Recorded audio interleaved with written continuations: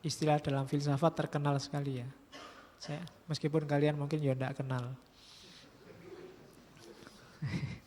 Sumum, kamu ngertinya kan bukan sumum bonum, sumum bukmun umyun. Iya, fahum layak kilun. Oke, kalau dalam filsafat moral yang dimulai Socrates dan kawan-kawan itu ada istilah summum bonum. Summum bonum itu kebajikan tertinggi. Kalau di Socrates kan ketemunya pengetahuan. Nanti di Aristoteles ketemunya kebahagiaan. Oke, kalau katanya Immanuel Kant bukan kebahagiaan saja. Summum bonum itu. Summum bonum itu kebahagiaan dan kebajikan. Imperatif kategoris tadi. Karena dia bukan teleologis. Tidak, kebahagiaan itu boleh jadi tujuan. Jadi kalau di Immanuel kan gini loh. Kalau kamu baik, menjalankan kewajiban moral, kamu akan bahagia. Pasti. Tapi bahagia jangan dijadikan tujuan. Kalau kamu belum bahagia, Pak, saya sudah bermoral sekali kok belum bahagia, ada yang salah. Pasti karena ketika kamu melakukan perbuatan moral itu, kamu punya motif lain selain perbuatan itu sendiri. Karena motifmu tidak terpenuhi, terus kamu kecewa dan tidak jadi bahagia. Jadi rumusnya itu. Pak, saya itu sudah rajin, tekun, baik hati, tidak sombong. Kok hidupku susah terus, Pak?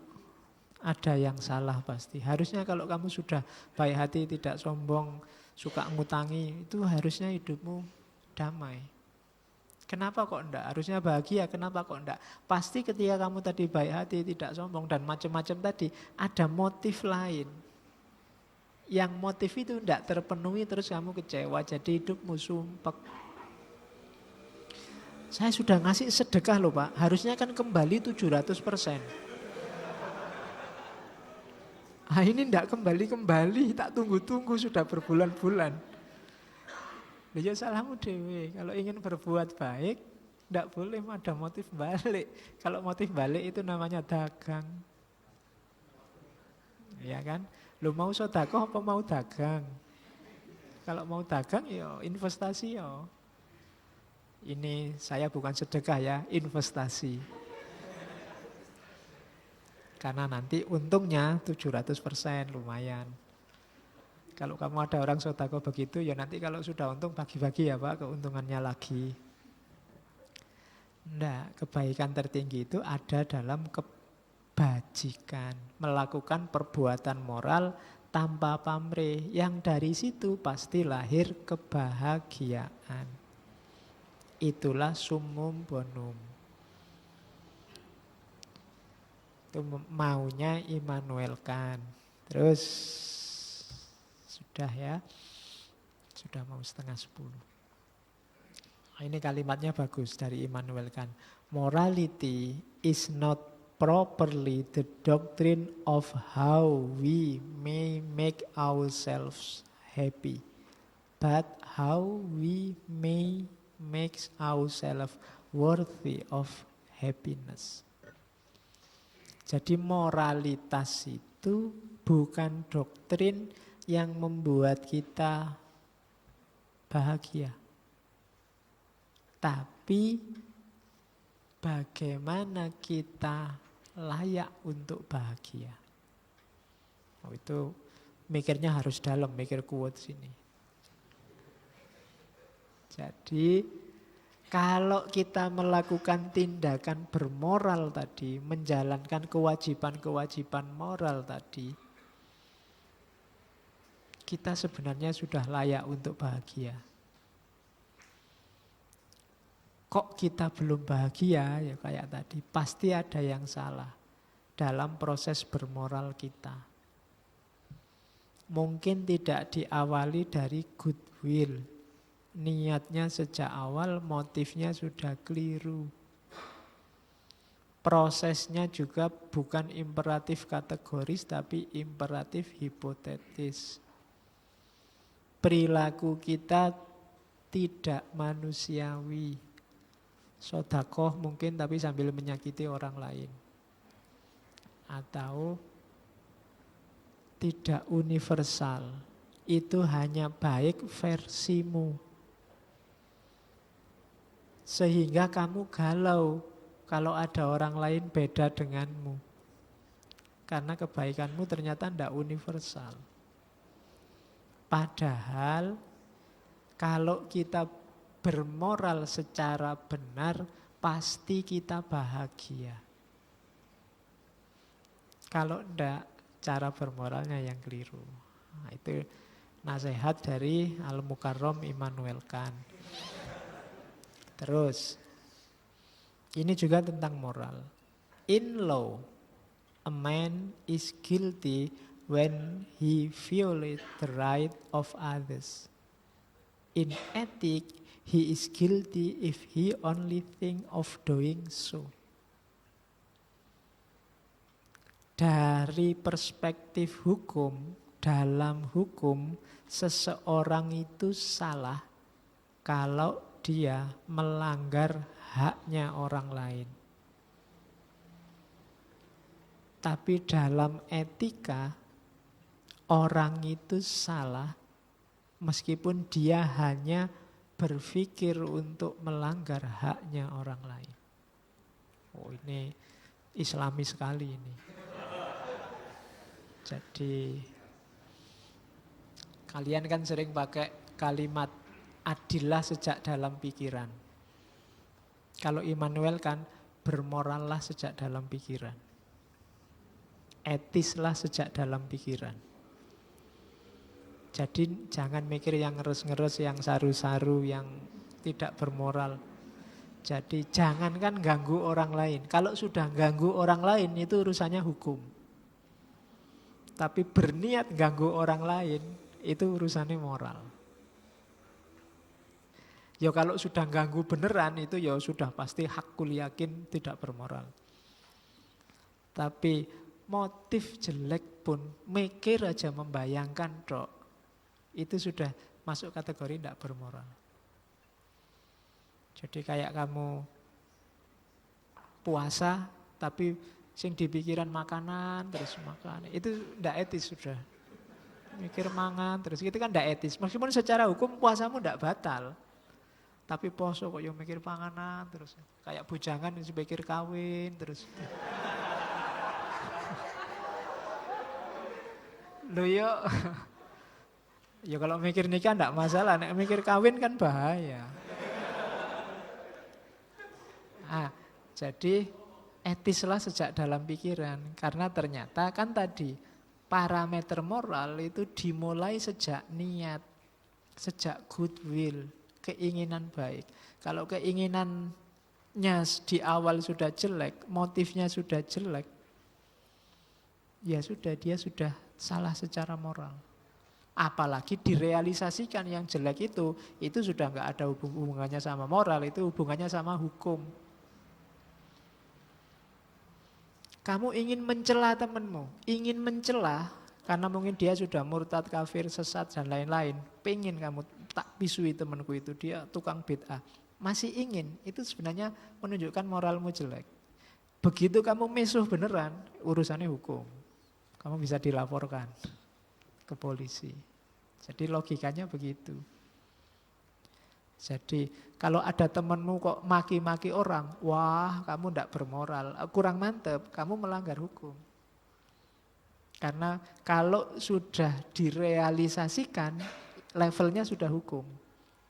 Kalau masih diangen-angen, itu berarti perilaku moralmu sudah jelek sejak diniat.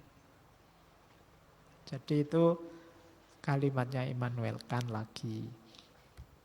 Terus, ini ada quote bagus lagi dari Immanuel Kant. I have no knowledge of myself as I am, but merely as I appear to myself. Jadi tadi, untuk memahami moralitas kan kita menengok ke dalam diri. Cuma, ya kita memahaminya pasti sejauh dirimu tampil pada dirimu sendiri. Jadi jangan dikira memahami diri itu gampang. Kamu hanya bisa memahami dirimu sejauh dirimu yang tampil yang bisa kamu cerna.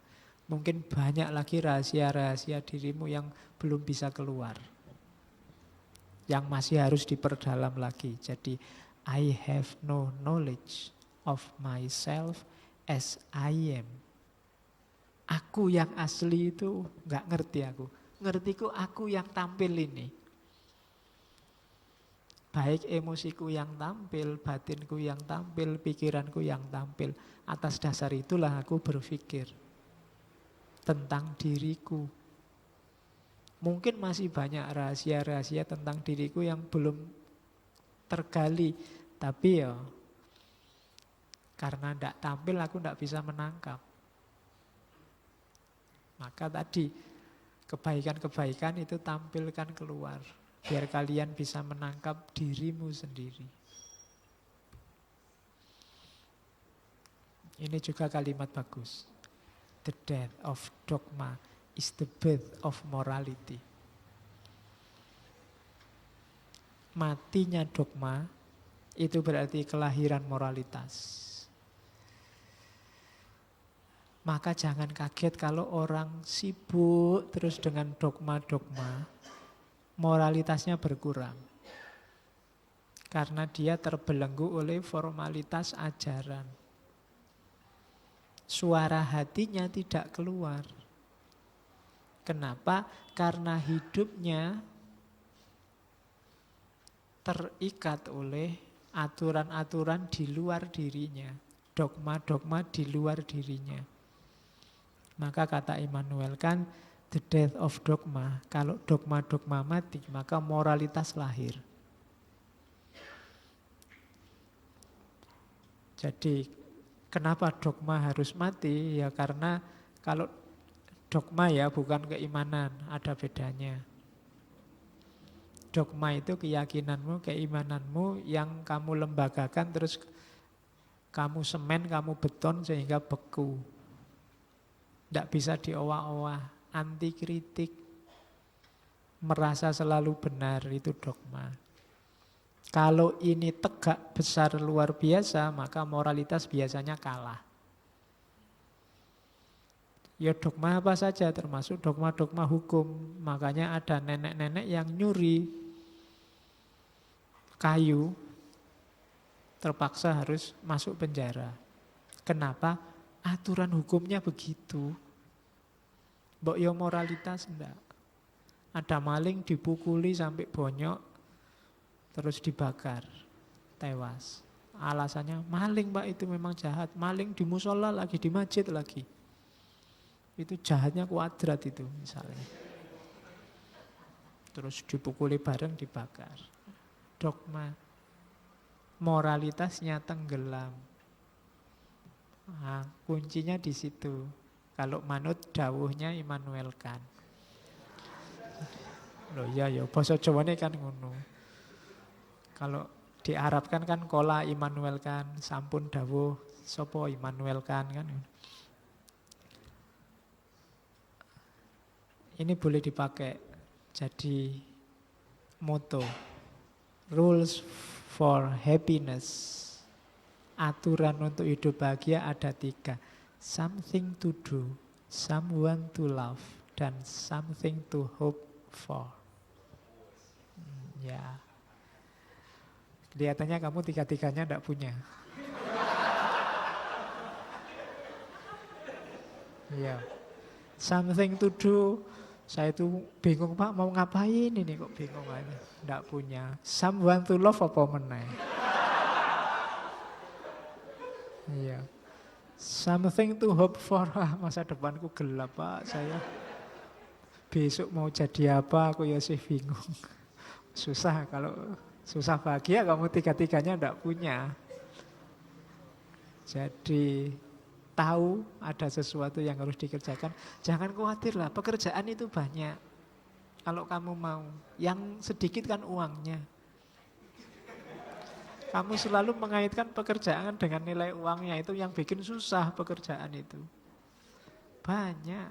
Ya, termasuk yang uangnya kecil-kecil itu kan juga banyak. Yang tidak ada uangnya sama sekali lebih banyak.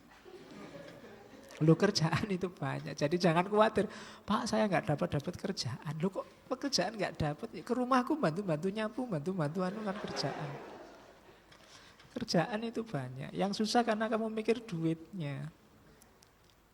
Hati-hati kalau orang nganggur itu masalah. Karena dia susah bahagia. Something to do. Beraktivitaslah. Yang kedua apalagi someone to love. Kalau nggak ada seorang pun yang kamu cintai, someone ya, bukan something ya. Ya, itu kalimatnya jelas loh Immanuel kan. Kamu nggak boleh alasan Pak, saya mencintai ilmu Pak. Anda iso someone itu bukan. Jadi seseorang untuk dicintai. Oke, yo orang tua lah, enggak apa-apa, buat alasan. Ya. Dan something to hope for. Sesuatu yang ada harapan. Jadi ada yang dikerjakan, ada yang dicintai dan penuh harapan, hidupmu mesti bahagia. Orang kaya sekalipun kalau dia merasa tidak punya harapan, saya mau ngapain lagi nih Pak, merasa sudah selesai sukses. Makanya banyak orang sukses terus bunuh diri. Karena dia tidak ingin meraih apa-apa lagi, terus jenuh. Nggak punya something to hope for. Nggak punya harapan, nggak ada target. Kemarin ngejar-ngejar pengen lulus, sekarang sudah lulus. Mau ngapain sekarang? Jadi lebih tidak bahagia lagi. Kemarin ada harapan, lulus ya tahun depan. Begitu lulus, ngapain lagi sekarang, sudah hilang harapannya. Kemarin masih berharap lulus, sekarang berharap apa? Jadi ini rumusnya. Cuma yang tidak punya tiga-tiganya ya nggak usah jadi moto. Nyari moto yang lain. Moto-moto apalah gitu. Mangan orang mangan kumpul. Oke. Ini tentang filsafat. Science is organized knowledge. Wisdom is organized life. Science itu organisasi, tata, kita menata, menertibkan pengetahuan kita, nanti lahir sains. Kalau kita menertibkan, menata hidup kita, itulah kebijaksanaan. Itulah hikmah. Maka filsafat itu sebenarnya tujuannya membuat hidup kita tertib. Jadi hiduplah yang tertib. Tertibkan hidupmu. Tertib itu kan kamu ngerti. Ini posisinya di mana, itu posisinya di mana. Ini kapan harus tampil, ini sembunyi dulu, ini. Itu kalau kamu ngerti rumus-rumus ini, kamu orang bijaksana. Kapan ngomong A, kapan ngomong B. Kapan harus maju, kapan harus mundur. Mengorganisasi hidup. Dan filosof itu yang dilakukan. Makanya setiap orang butuh filsafat kalau ingin menertibkan hidup. Organize life. Kalau science is organized knowledge. Pengetahuan yang diorganisasi. Oke. Masih ada. Satu lagi. Kecil. Look closely. The beautiful may be small. Itu penjelasannya panjang tapi unik. Lihatlah lebih dekat. Yang indah-indah mungkin kecil. Jadi kamu tidak tahu karena selama ini kamu jauh. Ini karena saya sejak kemarin banyak yang tanya, ada ustadz yang marah-marah sama Uin itu. Iya. Iya. Ya mungkin karena beliau jauh. Ya, karena jauh terus muncul asumsi-asumsi, imajinasi-imajinasi dari fakta-fakta kecil yang dipilih. Maka jawabannya apa? Look closely. Coba ayo dekat. Lihatlah lebih dekat. The beautiful may be small. Yang indah-indah mungkin tidak kelihatan karena kecil. Kalau dari jauh, Kamu ngertinya yang booming-booming. Hari ini yang booming kan di media. Media itu kalau ada barang baik tidak akan keluar. Ya, karena yang keluar itu pasti yang bad news. Bad news is good news. Iya, berita jelek itu bagi media jadi berita bagus. Kesempatan gitu loh. Jadi dalam banyak hal itu ya, orang hari ini kenapa kok sering ada caci maki padahal mungkin kenyataannya enggak. Terus kita nganggapnya dia palsu, dia sengaja fitnah, dia sengaja bohong. Mungkin enggak. Mungkin dia hanya enggak tahu saja. Kenapa enggak tahu? Dia jauh. Maka look closely. Monggo, ayo dilihat lebih dekat. Kenapa? The beautiful may be small. Yang indah-indah mungkin kecil sehingga tidak kelihatan. Ini bisa kamu pakai dalil macam-macam.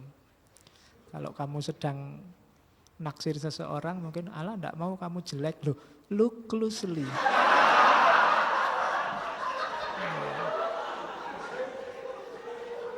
Jadi, iya.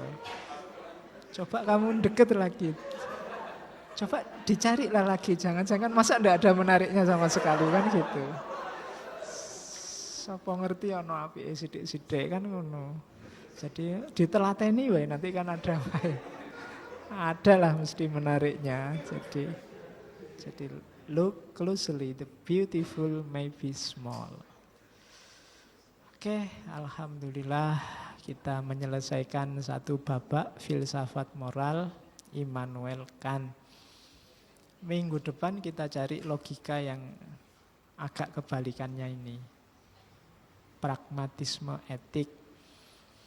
Filosof Amerika, kalau Immanuel Kant filosof Jerman.